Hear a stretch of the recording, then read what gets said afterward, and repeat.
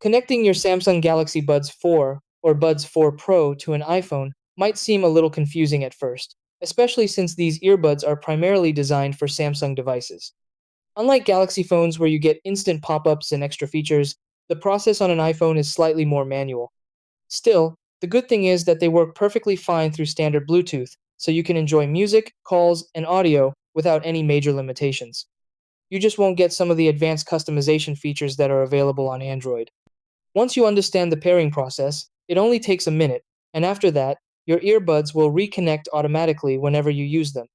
It's a simple setup that lets you use your buds seamlessly with your iPhone. Try these.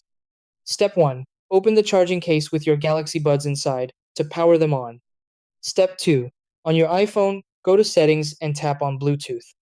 Step 3. Make sure Bluetooth is turned on. Step 4. Press and hold the touch sensors on both earbuds until you hear a pairing sound or LED flashes. Step 5. Look for your Galaxy Buds 4 Pro in the device list and tap to connect.